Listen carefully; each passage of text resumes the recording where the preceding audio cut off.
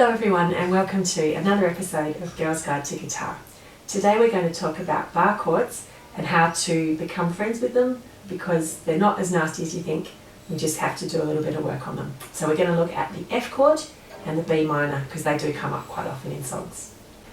Okay, so sooner or later you're going to come across some bar chords and there are many versions of them, but eventually you're going to need to bite the bullet and use a bar chord, especially when you start getting weird chords like A flat or B flat.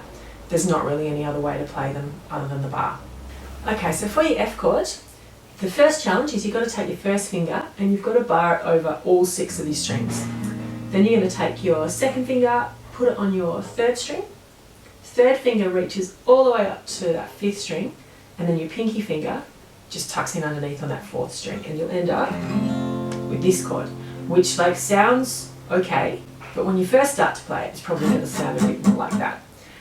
So the first thing you want to try is maybe actually with your full F bar chord, just go through, see what's ringing out and what's not. Don't be too tough on yourself. If you get 3 strings ringing out, that's excellent. But obviously with time, more of them will start to sound out, which is really good. So you can also try just using your first finger and just focusing on getting that bar sounding right. And then just add your fingers in one at a time. They'll sound a bit weird, but really what we're focusing on is getting everything ringing out. And if you can do that, that's a really cool thing. Just practice that and be patient with it. Eventually you'll come to play an F chord and it won't take forever to get to, and it will actually ring out, which is what you want. Now for the F bar chord, we call that a 6-string bar chord because your finger has to go over all 6 strings. For a B minor, what you're going to do is only bar 5 strings, and it's going to be at the 2nd fret, and you're going to leave this low string to its own devices. Then you're going to put your second finger on your 2nd string, your 3rd finger comes up to your 4th string, and your pinky finger just tucks in underneath on that 3rd string.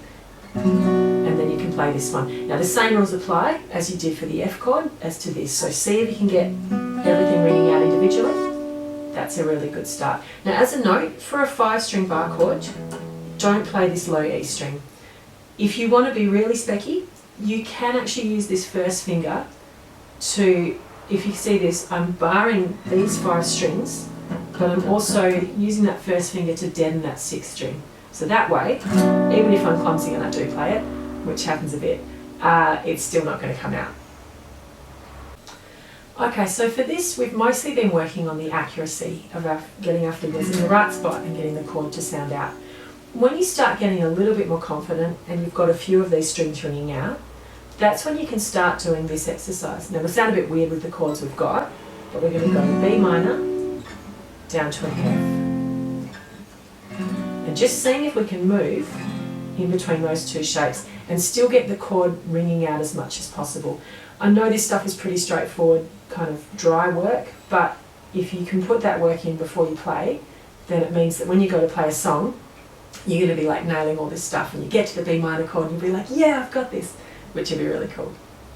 So one of the other good things you can do, just to get yourself in the zone of bar chords, is you can stretch just in between your fingers like this, so just the fingers of your left hand that is, and just getting everything a little bit sort of further out, so then that way when you go to those crazy F chords, your fingers can actually reach as far as they need to reach, which is kind of important. So once you get really good at these chords, then you can start taking them up the neck a little bit. And we're going to cover that in a later video, but they're really handy for just doing all kinds of odd chords. So you will be grateful that you learnt your bar chords eventually, I promise you. Thank you very much for listening.